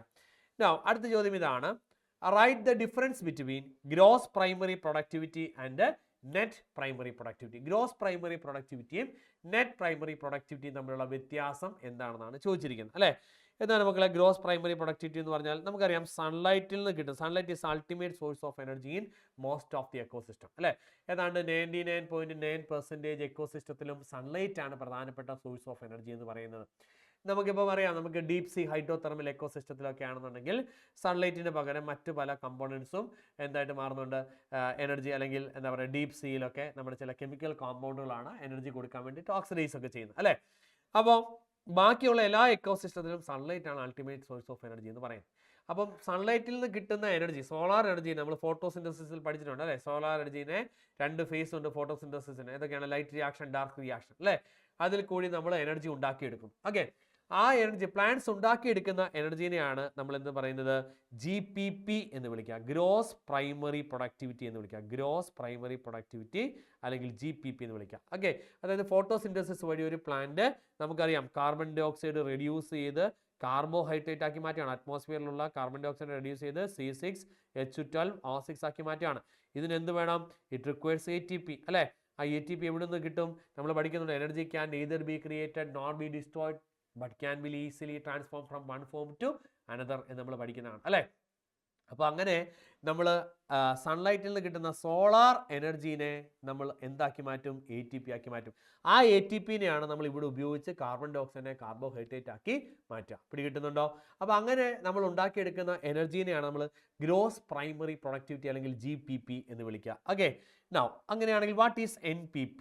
NPP എന്ന് പറഞ്ഞു കഴിഞ്ഞാൽ ഈ കിട്ടുന്ന എനർജി, പ്ലാന്റ്സിന് കിട്ടുന്ന എനർജി അല്ലേ, അവർ കുറേ കാര്യങ്ങൾക്ക് വേണ്ടിയിട്ട് അത് ഉപയോഗിക്കും. എന്തെല്ലാം കാര്യങ്ങൾക്ക് വേണ്ടിയിട്ടാണ്? അവരുടെ റെസ്പിറേഷൻ ഉണ്ട് അല്ലെ, അവരുടെ റീപ്രൊഡക്ഷൻ ഉണ്ട്, അവരുടെ ഫ്ലവറിങ്, അവർക്ക് പോളൻ ഗ്രെയിൻസ് ഡെവലപ്പ് ചെയ്യണം അല്ലേ, അങ്ങനെ പല അവരുടെ DNA റെപ്ലിക്കേഷൻ, അങ്ങനെ എല്ലാത്തിനും വേണ്ടിയിട്ട് അവർക്ക് സെൽ ഡിവിഷൻ എല്ലാം വേണ്ടിയിട്ട് അവർക്ക് എന്ത് ആവശ്യമുണ്ട്? എനർജി ആവശ്യമായിട്ടുണ്ട് അല്ലേ. മെരിസ്റ്റം പ്ലാന്റ് സെൽ എന്നൊക്കെ പറഞ്ഞാൽ കണ്ടിന്യൂസ് ഗ്രോത്ത് ആണ്, മെരിസ്റ്റമാറ്റിക് സെൽസ് ഒക്കെ ഡിവൈഡ് ചെയ്തുകൊണ്ടിരിക്കുകയാണ്. അപ്പോൾ അങ്ങനത്തെ കാര്യങ്ങൾക്കൊക്കെ അവർക്ക് എനർജി വേണം അല്ലേ. ആ എനർജി എങ്ങനെയാണ് മക്കളെ കിട്ടുന്നത്? നമ്മളിപ്പോൾ അവർ ഗ്ലൂക്കോസ് ഉണ്ടാക്കി വെച്ചിരിക്കുമല്ലേ, ആ ഗ്ലൂക്കോസിൽ നിന്ന് അവർക്ക് എന്ത് ചെയ്യണം? എനർജി റിലീസ് ചെയ്യണം അല്ലേ. ഗ്ലൂക്കോസിൽ നിന്ന് എങ്ങനെയാണ് എനർജി റിലീസ് ചെയ്യുന്നത്? ഗ്ലൂക്കോസിൽ നിന്നുണ്ടായിരുന്ന carbon dioxide 6 carbon dioxide അവർ പുറത്തേക്ക് റിലീസ് ചെയ്യും അല്ലേ. പുറത്തേക്ക് റിലീസ് ചെയ്തിട്ട് എന്ത് റിലീസ് ചെയ്തെടുക്കും? എനർജി റിലീസ് ചെയ്തെടുക്കും അല്ലേ. ആ പ്രോസസ്സിനെ നമ്മൾ എന്ത് പേരാ വിളിക്കുന്നത് കുഞ്ഞുങ്ങളെ? റെസ്പിറേഷൻ എന്ന് വിളിക്കും, സെല്ലുലാർ റെസ്പിറേഷൻ അല്ലേ. അപ്പോൾ ഫോട്ടോസിന്തസിസ് വഴി ഉണ്ടാക്കിയെടുത്ത ഗ്ലൂക്കോസിൽ നിന്നും റെസ്പിറേഷൻ വഴി നമ്മൾ എന്ത് റിലീസ് ചെയ്തെടുക്കുന്നു? എനർജി റിലീസ് ചെയ്തെടുക്കുന്നു അല്ലേ. അപ്പോൾ ആ എനർജി പല കാര്യങ്ങൾക്ക് വേണ്ടിയിട്ട് ഉപയോഗിക്കും. മനസ്സിലാണോ? അപ്പോൾ ഇവിടെ പല കാര്യങ്ങൾക്ക് വേണ്ടിയിട്ട് എനർജി ഉപയോഗിക്കുന്നുണ്ട് അല്ലേ. അപ്പോൾ ആ എനർജി ലോസിനെ എല്ലാം കൂടെ നമുക്ക് എന്ത് വിളിക്കാം? റെസ്പിറേഷൻ ലോസ് എന്ന് വിളിക്കാം. അതുകൊണ്ടാണ് അതിനുള്ള റെസ്പിറേഷൻ ലോസ് എന്ന് വിളിക്കുന്നത്. ക്ലിയർ ആണോ? പല പർപ്പസിന് വേണ്ടിയിട്ട് നമ്മൾ എന്തിനെ യൂട്ടിലൈസ് ചെയ്യുന്നു? എനർജീനെ യൂട്ടിലൈസ് ചെയ്യുന്നതാണ്. ആ എനർജി യൂട്ടിലൈസ് ചെയ്യുന്നത് എങ്ങനെയാണ്? From the glucose or carbohydrate by the process of cellular respiration അല്ലേ. അപ്പോൾ NPP എന്ന് പറഞ്ഞാൽ എന്താ? ഈ കിട്ടിയ എനർജിയിൽ നിന്നും കുറച്ച് ഭാഗം എന്തിനു വേണ്ടിയിട്ട് ഉപയോഗിക്കും? അവരുടെ ഡേ ടു ഡേ ലൈഫ് ആക്ടിവിറ്റീസിന് വേണ്ടിയിട്ട് ഉപയോഗിക്കും. അതിനെല്ലാത്തിനെയും കൂടെ നമുക്ക് എന്ത് വിളിക്കാം?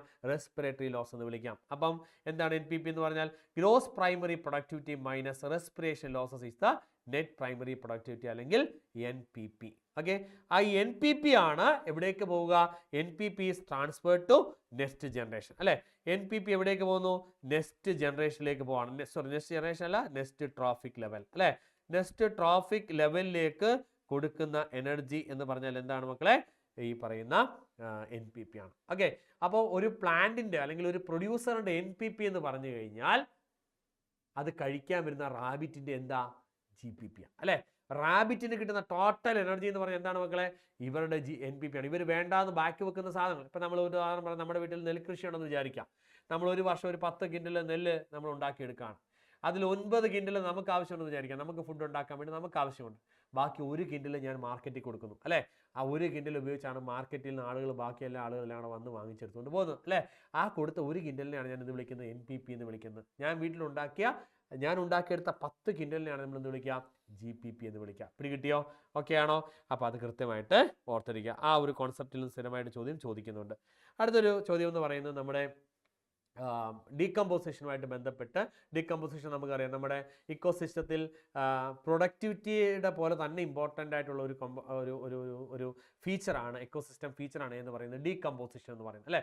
പ്ലാന്റ്സ് ഗ്ലൂക്കോസ് ഒക്കെ പ്രൊഡ്യൂസ് ചെയ്താൽ മാത്രം പോരാ, അതിനനുസരിച്ച് അവർ എന്തെങ്കിലും കൂടെ ചെയ്യണം, ഡീകമ്പോസ് ചെയ്യുകയും ചെയ്യണം അല്ലേ. അപ്പം നോക്കിയാൽ മക്കളെ ഡീകമ്പോസിഷൻ എന്ന് പറഞ്ഞാൽ അതിനകത്ത് ബന്ധപ്പെട്ട ചില ടേംസ് ഉണ്ട്, അത് കൃത്യമായിട്ട് അറിഞ്ഞിരിക്കുക. നോക്കിക്കേ എന്തൊക്കെയാണ്. ഒന്ന് ഫ്രാഗ്മെന്റേഷൻ. എന്താണ് fragmentation? The break down of detritus into small particle. Detritus എന്ന് പറഞ്ഞാൽ എന്താണ്? ഡെഡ് ഓർഗാനിക് മാറ്റർ അല്ലെ. ഡെഡ് ഓർഗാനിക് മാറ്ററിനെ ചെറിയ പാർട്ടിക്കിൾസ് ആയിട്ട് മുറിക്കുന്ന പ്രോസസ്സിനെയാണ് നമ്മൾ എന്ത് പേര് വിളിക്കുന്നത്? ഫ്രാഗ്മെന്റേഷൻ എന്ന് വിളിക്കുന്നത്. രണ്ടാമത്തത് ലീച്ചിങ് ആണ്. എന്താണ് ലീച്ചിങ് എന്ന് പറഞ്ഞാൽ? വാട്ടർ സോലുബിൾ ആയിട്ടുള്ള ഇനോർഗാനിക് ന്യൂട്രിയൻസിനെ വെള്ളം കൊണ്ട് കഴുകി സോയിൽ ഹൊറൈസണിലേക്ക് കൊണ്ടുവന്ന പ്രോസസ്സിനെയാണ് നമ്മൾ വിളിക്കുക ലീച്ചിങ് എന്ന് വിളിക്കുക. വാട്ടർ സോലുബിൾ ആയിട്ടുള്ള ഇനോർഗാനിക് ന്യൂട്രിയൻസിനെ കഴുകി താഴേക്ക് കൊണ്ടുപോവുക. മൂന്നാമത്തത് കാറ്റബോളിസം ആണ്. എന്താണ് കാറ്റബോളിസം എന്ന് പറഞ്ഞാൽ? ചില ഈ ബാക്ടീരിയൽ ഫംഗൽ എൻസൈംസ് ഉപയോഗിച്ച് ഫർദർ നമ്മൾ ഈ ഡെറ്റിറ്റസിനെ ഡീഗ്രേഡ് ചെയ്ത് സിംപിളർ ആയിട്ടുള്ള ഓർഗാനിക് ഇനോർഗാനിക് സബ്സ്റ്റൻസുകളെ റിലീസ് ചെയ്യുന്ന പ്രോസസ്സിനെയാണ് നമ്മൾ കാറ്റബോളിസം എന്ന് വിളിക്കുക. Now what is mineralization? It is a formation of inorganic nutrients from humus. ഹ്യൂമസിൽ നിന്നും ഇനോർഗാനിക് ആയിട്ടുള്ള ന്യൂട്രിയൻസ് ഫോം ചെയ്യുന്ന പ്രോസസ്സിനെയാണ് നമ്മൾ വിളിക്കുക മിനറലൈസേഷൻ എന്ന് വിളിക്കുക. അപ്പോൾ ഇത് വളരെ വളരെ ഇമ്പോർട്ടൻ്റ് ആണ്. ഈ ചാപ്റ്ററിൽ നിന്നും ഇത് ഉറപ്പായിട്ടും ഈ വർഷം ചോദിക്കും. നിങ്ങൾ എഴുതി വെച്ചോ, ഈ ക്വസ്റ്റ്യൻ ചോദിച്ചിരിക്കും. ഓക്കെ, ഇതുമായിട്ട് ബന്ധപ്പെട്ട കോൺസെപ്റ്റുകൾ നോക്കിയിരുന്നോണം, നമുക്ക് എക്സാമിന് വരും. ഓക്കെ, അടുത്തത് നമുക്ക് നമ്മുടെ മൈക്രോബ്സ്. കമ്പാരറ്റീവ്ലി അത്ര ഇമ്പോർട്ടൻ്റ് അല്ലാത്ത, അത്ര വെയിറ്റേജ് ഉള്ള ഒരു ചാപ്റ്റർ അല്ല, എന്നാലും അതുമായിട്ട് ബന്ധപ്പെട്ട 1-2 ക്വസ്റ്റ്യൻസ് കൂടെ ചോദിക്കാൻ സാധ്യതയുള്ള ക്വസ്റ്റ്യൻസ് കൂടെ ഓർത്തിരിക്കുക. എന്താണത്? Name the free living fungus used as an effective bio control agent in several plant pathogens. Okay, ഒരു പല പ്ലാന്റ് പാതോജൻസിനും എഗൻസ്റ്റ് ആയിട്ട് എഫക്റ്റീവായിട്ട് യൂസ് ചെയ്യാൻ പറ്റുന്ന ഒരു പ്ലാന്റ് പാതോജൻ ഒരു ഫ്രീ ലിവിങ് ഫംഗസിന്റെ പേര് പറയാനായിട്ടാണ് പറഞ്ഞിരിക്കുന്നത്. പറയാം മക്കളെ, ഏതാണത് ഫ്രീ ലിവിങ് ഫംഗസ് എന്ന് പറയുന്നത്? പറയാമോ? നമ്മുടെ ട്രൈക്കോഡർമയാണ്. ഓക്കെ, ട്രൈക്കോഡർമ നിങ്ങൾ എല്ലാ അഗ്രികൾച്ചറൽ ഫീൽഡിലും നമ്മൾ ഉപയോഗിക്കുന്ന ഒരു ഏജന്റാണ്. ഓക്കെ, ട്രൈക്കോഡർമ എന്ന് പറയുന്ന ഒരു free living Trichoderma is a free living fungus that is used as a bio control agent against plant pathogens. It is saprophytic fungus. Saprophytic fungus ആണ് that lives on dead organic matter in the soil. Dead organic മാറ്ററിൽ survive ചെയ്യുന്ന ഒരു പ്രധാനപ്പെട്ട fungus ആണ്, ഒരു bio control agent ആണ് എന്ന് പറയുന്നത് ട്രൈക്കോഡർമ. നമ്മൾ ഫെർട്ടിലൈസർ എന്നുള്ള രീതിയിൽ, അതായത് നമ്മുടെ മണ്ണിന്റെ ഫെർട്ടിലിറ്റി ഒക്കെ ഇമ്പ്രൂവ് ചെയ്യാൻ, അതായത് ശരിക്കും ഒരു പാതോജൻസിനെയാണ് അറ്റാക്ക് ചെയ്യുക. പാതോജൻസിനെ അറ്റാക്ക് ചെയ്ത് മണ്ണിന്റെ ആ ഒരു ഫെർട്ടിലിറ്റി കൂട്ടുക, മണ്ണിന്റെ രോഗപ്രതിരോധ ശേഷി കൂട്ടുക എന്നുള്ള ഒരു വലിയ റെസ്പോൺസിബിലിറ്റി ചെയ്യുന്ന ഒരു ഫ്രീ ലിവിങ് ഫംഗസ് ആണ് ട്രൈക്കോഡർമ എന്ന് പറയുന്നത്. അത് ഓർത്തിരിക്കുക. അടുത്തൊരു ചോദ്യം, അവസാനത്തെ ഒരു ചോദ്യം, ഈ ചാപ്റ്ററിൽ നിന്ന് വരാൻ സാധ്യതയുള്ള പ്രധാനപ്പെട്ട ഒരു കോൺസെപ്റ്റ് ആണത്. BOD is commonly calculated as an index of water pollution. BOD എന്ന് പറയുന്നത് ബയോളജിക്കൽ ഓക്സിജൻ ഡിമാൻഡ് എന്ന് പറയുന്നത് commonly calculated as an index of water പൊല്യൂഷൻ്റെ ഒരു ഇൻഡെക്സ് ആയിട്ട് അത് കാൽക്കുലേറ്റ് ചെയ്യാറുണ്ട്. Do you agree with this statement? Why? നിങ്ങൾ ഈ സ്റ്റേറ്റ്മെൻറ്റുമായിട്ട് അഗ്രി ചെയ്യുന്നുണ്ടോ? ഉണ്ടെങ്കിൽ എന്തുകൊണ്ട്? അപ്പോൾ ആ സ്റ്റേറ്റ്മെൻറ്റ് നിങ്ങൾ എന്ത് ചെയ്യണം? ആദ്യം yes I agree with it എന്ന് പറഞ്ഞു കൊടുക്കണം, അല്ലെങ്കിൽ no I disagree with it, yes or no നിങ്ങളുടെ ഓപ്ഷൻ നിങ്ങൾ കൊടുക്കാം. ഓക്കെ, ഇവിടെ ആൻസർ ശരിക്കും യെസ് ആണ്. Yes I agree with it, ഞാൻ അത് വെച്ച് എഗ്രി ചെയ്യുന്നു. ഇനി റീസൺ വൈ. അപ്പോൾ നമ്മളെപ്പോഴും ക്വസ്റ്റ്യൻ ആൻസർ എഴുതുമ്പോൾ അതുപോലെ തന്നെ ആൻസർ എഴുതാം കേട്ടോ. BOD എന്ന് പറയുന്ന ഒരു കോമൺലി കാൽക്കുലേറ്റഡ് ഇൻഡെക്സ് ആണ്, വാട്ടർ പൊല്യൂഷന് വേണ്ടിയിട്ട് ഇൻഡെക്സ് ആയിട്ട് ഉപയോഗിക്കുന്നതാണ്. അത് നിങ്ങൾ അംഗീകരിക്കുന്നുണ്ടോ, എഗ്രി ചെയ്യുന്നുണ്ടോ? Yes I agree with it. അതിൻ്റെ റീസൺ പറയുക. BOD അല്ലെങ്കിൽ ബയോളജിക്കൽ ഓക്സിജൻ ഡിമാൻഡ് എന്ന് പറയും. It measures the amount of dissolved oxygen consumed by bacteria while decomposing organic matter in water. നമുക്കറിയാം, നമ്മൾ വാട്ടറിനകത്തെ ഓർഗാനിക് മാറ്റർ ഡൈജസ്റ്റ് ചെയ്യാൻ, നശിപ്പിച്ച് കളയാൻ അല്ലേ, എന്തുവരും? ബാക്ടീരിയ വരും അല്ലേ. ആ ബാക്ടീരിയ ഡീകമ്പോസ് ചെയ്യാൻ വരുന്ന ബാക്ടീരിയക്ക് സർവൈവ് ചെയ്യാൻ എന്ത് വേണം? ഓക്സിജൻ വേണം. മനസ്സിലാണോ? ആ ഓക്സിജന്റെ അളവാണ് BOD എന്ന് പറയുന്നത്. അപ്പം ഓർഗാനിക് മാറ്റർ കൂടുതലാണെങ്കിൽ കൂടുതൽ ബാക്ടീരിയ വളരും അല്ലേ. കൂടുതൽ ബാക്ടീരിയ വളരുമ്പോൾ അത് ഡീകമ്പോസ് ചെയ്യാൻ കൂടുതൽ ബാക്ടീരിയ എത്തുമ്പോൾ എന്ത് കൂടും? ഓക്സിജന്റെ ഡിമാൻഡ് കൂടും. അതേസമയം കുറച്ച് വേസ്റ്റേ ഉള്ളൂ, ഓർഗാനിക് വേസ്റ്റ് വളരെ കുറവാണെന്ന് വിചാരിക്കുക, അത് ഡീകമ്പോസ് ചെയ്യാൻ വരുന്ന അല്ലെങ്കിൽ ആവശ്യമായിട്ടുള്ള ബാക്ടീരിയയുടെ അളവ് എന്തായിരിക്കും? കുറവായിരിക്കും. അങ്ങനെ കുറവാണെങ്കിൽ അതിനാവശ്യമായിട്ടുള്ള ബാക്ടീരിയക്ക് ഡിമാൻഡ് ചെയ്യുന്ന ഓക്സിജന്റെ അളവ് എന്തായിരിക്കും? കുറവായിരിക്കും. മനസ്സിലാകുന്നുണ്ടോ? അപ്പോൾ എപ്പോഴാണ് ഈ ഓക്സിജന്റെ BOD കൂടുക? Higher BOD indicates a greater presence of organic pollutants അല്ലെ. ഒരു ഹയർ BOD എന്ന് പറയുന്നത് ഹയർ ഓർഗാനിക് പൊല്യൂട്ടന്റെ ഇൻഡിക്കേഷൻ ആണ്, which is a key indicator of water pollution. മനസ്സിലാകുന്നുണ്ടോ? ഇങ്ങനെ എഴുതി വെച്ചിരുന്നു കഴിഞ്ഞാൽ ആ ക്വസ്റ്റിനുള്ള കൃത്യം മാർക്കിങ് പോരും. ഓക്കെ, അപ്പോൾ BOD എന്ന് പറയുന്ന കോൺസെപ്റ്റ് വളരെ ഇമ്പോർട്ടൻ്റ് ആണ്, സ്ഥിരം ചോദ്യം ചോദിക്കുന്നതാണ്. ആ കോൺസെപ്റ്റും കൂടി ഓർത്തിരിക്കുക. ക്ലിയർ ആയോ മക്കളെ? മനസ്സിലായോ? ഓക്കെ, അപ്പോൾ നമ്മൾ ഇത്രയും പ്രധാനപ്പെട്ട ചില ക്വസ്റ്റ്യൻസ് ആണ് നമ്മളിവിടെ ഡിസ്കസ് ചെയ്യുക. ഓക്കെ, അപ്പോൾ നിങ്ങളുടെ ബോർഡ് എക്സാമിന് സ്ഥിരമായിട്ട് ചോദിക്കുന്ന ചില ചോദ്യങ്ങളാണ് നമ്മൾ ഡിസ്കസ് ചെയ്തത്. ഞാൻ പറഞ്ഞല്ലോ, ഞാൻ ഈ ക്ലാസ്സിൻ്റെ തുടക്കത്തിൽ പറഞ്ഞു, നാലാമത്തെ ഒരു കൂട്ടരുണ്ട്, ഒരു ഗ്രൂപ്പ് ഓഫ് സ്റ്റുഡൻസ് ഉണ്ട് അല്ലേ. പഠിച്ചു കഴിഞ്ഞു, റിവൈസ് ചെയ്ത് കഴിഞ്ഞു, എല്ലാം കഴിഞ്ഞെങ്കിൽ നമ്മൾ വളരെ സ്മാർട്ടായിട്ട് വർക്ക് ചെയ്യുന്ന ചിലരുണ്ട്. എന്താണ് സ്മാർട്ടായിട്ട് വർക്ക് ചെയ്യുന്നത്? നമുക്കറിയാം, ബോർഡ് എക്സാമിനൊക്കെ സ്ഥിരം ചോദിക്കുന്ന ചോദ്യങ്ങളൊക്കെ റിപ്പീറ്റ് ചെയ്ത് ചോദിക്കാറുണ്ട് അല്ലേ. സാധാരണ കണ്ടുവരാറുള്ള അല്ലെങ്കിൽ പ്രധാനപ്പെട്ട ആ ചാപ്റ്ററിലെ കോൺസെപ്റ്റുകളൊക്കെ ആയിരിക്കും ബോർഡ് എക്സാമിന് ചോദിക്കുക. അപ്പോൾ അതൊരിക്കലും വിട്ടുകളയാനായിട്ട് പാടില്ല. ബാക്കി ഏത് ക്വസ്റ്റ്യൻ സ്കിപ്പ് ചെയ്താലും അല്ലെങ്കിൽ ഏതൊരു കോൺസെപ്റ്റ് സ്കിപ്പ് ചെയ്താലും, പാടുള്ള ബുദ്ധിമുട്ടുള്ള ഏത് കോൺസെപ്റ്റ് സ്കിപ്പ് ചെയ്താലും സ്ഥിരമായി ചോദിക്കുന്ന ബുദ്ധിമുട്ടുള്ള കോൺസെപ്റ്റുകളാണെങ്കിൽ അത് നിങ്ങളത് പഠിച്ചിരിക്കണം, മനസ്സിലാക്കിയിരിക്കണം. കാരണം അതിനകത്തുനിന്ന് ചോദ്യം ചോദിക്കാനുള്ള സാധ്യത വളരെ കൂടുതലാണ്. ഓക്കെ, അങ്ങനെ ഒരു അവസാനവട്ട റിസർച്ചിൽ പങ്കെടുക്കുന്ന നിങ്ങൾക്ക് ഓരോരുത്തർക്കും ഉപകാരപ്രദമായ രീതിയിലാണ് നമ്മൾ ഈ ക്ലാസ് സെറ്റ് ചെയ്തിരിക്കുന്നത്. ഓക്കെ, അപ്പോൾ നോക്കിയ മക്കളെ, അപ്പോൾ എല്ലാവരും നന്നായിട്ട് പഠിച്ചിട്ടുണ്ട്. നിങ്ങളെല്ലാവരും ബോർഡ് എക്സാമിന് നന്നായിട്ട് പ്രിപ്പയർ ചെയ്യുക. നിങ്ങളുടെ പേരൻസ് ആഗ്രഹിക്കുന്ന പോലെ നല്ലൊരു മാർക്ക്, നല്ലൊരു റിസൾട്ട് ഉണ്ടാവട്ടെ. നിങ്ങളുടെ അധ്വാനത്തിനനുസരിച്ച് നല്ലൊരു റിസൾട്ട് നിങ്ങൾക്ക് ഉണ്ടാവട്ടെ എന്ന് ആത്മാർത്ഥമായിട്ട് ആശംസിക്കുന്നു, പ്രാർത്ഥിക്കുന്നു. All the very best. God bless you all. Thank you.